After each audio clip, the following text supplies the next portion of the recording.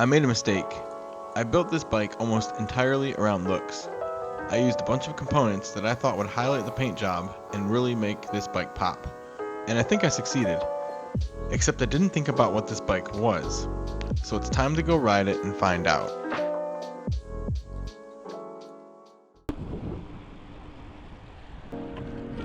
I don't know what this bike is yet, but I have a theory. To find a testing ground, I need to get to the nearest thing that resembles a city out here in the countryside. This bike looks and feels out of place out here. I know an off-road route that takes me from my house to a town called Thrapston. I ride parts of it all the time. It's my shortcut to work, and it's the same route I take when I ride to watch my kids play cricket. On this bike, on this route, something feels different. The bike can certainly handle this, but it doesn't feel like this is what this bike was built for. The bike is waiting for something more, but this is the quickest way for me to get to a place that I think the bike can really come alive. Looking back, this awkward part of the ride was probably inevitable. Like I said, I spent a lot of time choosing tires, grips, bars, and all the colorful bits that make this bike pop aesthetically.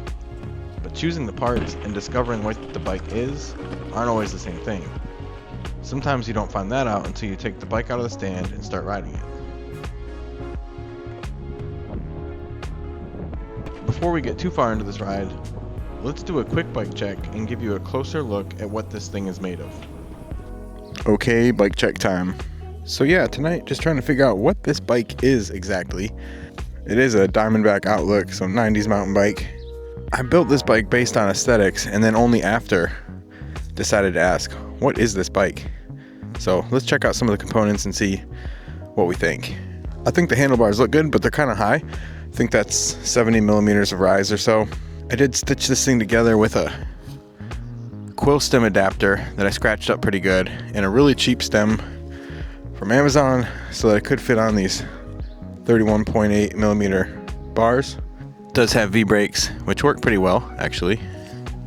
And for tires, I got these Maxxis DTH, might stand for down to hammer, I don't know. These Maxxis DTH tires with this really smooth, flat tread, so it's definitely more of a pavement tire. 8-speed shifter, but unfortunately, back here is a 6-speed freewheel and a pretty small chainring. I think that's a 32, and I think the biggest cog back here is like 28. So the gearing is really slow and it's easy to pedal because we're only working with 26-inch tires. It's got a comfy saddle. It's got mountain biking pedals. So yeah, kind of a weirdly put together bike, but I do think it looks pretty nice. And we're gonna go see if we can find a riding home for it. Where is this bike best ridden?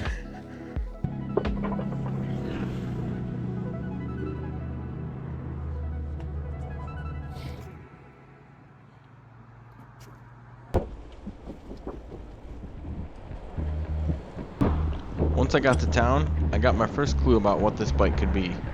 Immediately the bike was at home on pavement. I really loved how these tires felt in an urban environment. These roads are in decent shape, surprisingly, but I imagine these tires would be great on less cared for roads too. I'm feeling more at home on the bike already, and I'm looking to have some fun. It's time to hop some curves and see what else I can find. Out on the trail, I'm always looking for rocks or fun features to ride, so I need to find the city version of that. And I know just the place.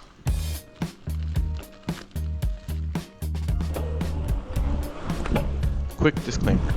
Most of you are here for builds and chill rides. I assume you aren't here to see amazing riding skills. There's other channels for that. So don't expect to be amazed in the next few clips here. But I thought it'd be fun to bring this bike to the skate park and pump track, and it was. Despite my almost average skills, I kept wanting to do another lap. And most of all, I just felt like the bike looked at home here. It was fun to come here and give it a go. The bike did just fine. If there was a limiting factor, it was me. A more skilled rider than I will have a ton of fun on a bike like this. In fact, this bike is already sold to someone who is going to have a great time with it. But on this evening, it was still my bike. And something happened that I've started noticing with almost every project of mine. Every build begins the same way. I find an old bike with some potential, spend hours in the kitchen solving problems, making a few mistakes, changing my mind once or twice, and eventually ending up with something that looks rideable. Then comes the test ride.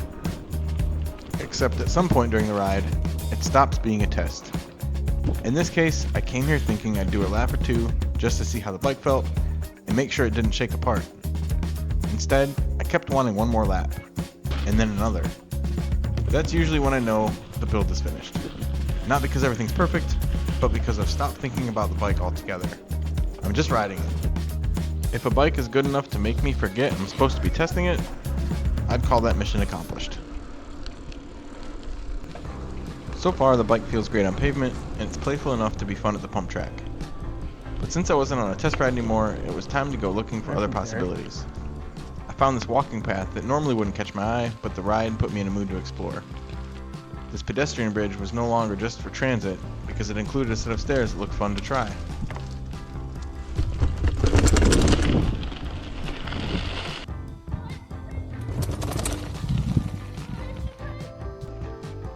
And this empty gravel lot didn't just seem like flat, unused space, but instead seemed like a good spot to practice my track stands. And I think this is why a lot of us fall in love with bikes. They change how we see ordinary places. They turn seemingly dull parts of town into a playground.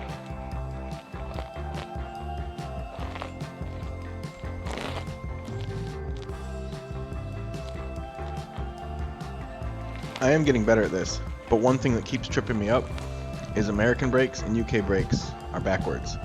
In America, we have our front brake on the left, and you guys have it on the right. And the front brake is crucial to this skill, and sometimes I forget that I'm on a UK bike, and I get a little tripped up. Moving on, I saw a path alongside a canal. I didn't really need to go that way, other than I'd never been that way before.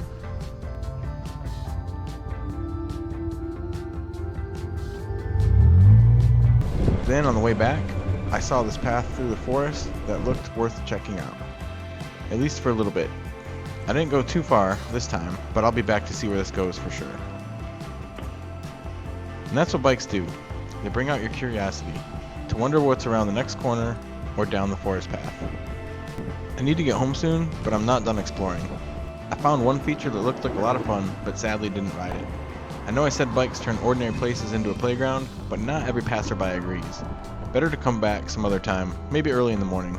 I think it might be fun to ride down these. But I don't know if I should be hopping off the co-op. Cement. Yeah, right here. Hop up here. Tuck down each one of these. I think not today. Maybe some other day. Thank you. It's just about time to get back, but I kept wanting to see just one more shortcut, one more feature, one more sliver of the neighborhood. I ended up finding a really pretty courtyard in front of a church that included a very lovely war memorial. It's a place I might never have gotten to on foot and may have never noticed in a vehicle.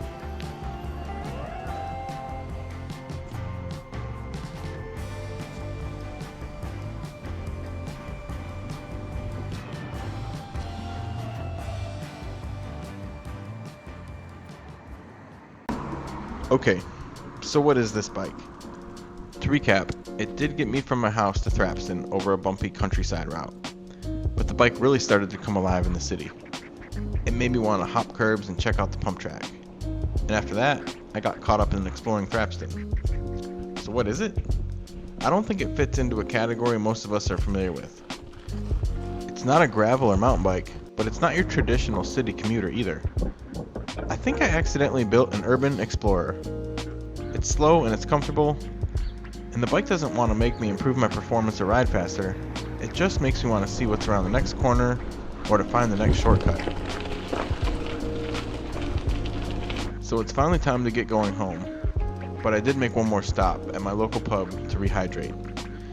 It's a good thing I went on this ride when I did, because while winding down at the pub, I had a chance to check my Facebook messages, and I saw I had a few interested buyers. And not long after this, the bike was sold. The new owner told me he was looking for something different than his current road bike. He wanted something slow, comfortable, that he could cruise around with and enjoy. And after today's ride, I think he's going to be really happy. So that's it for the video, everybody. Tell me what you would call this bike in the comments. I'd really love to hear your ideas. Thanks for riding with me, everyone. I'll see you next time.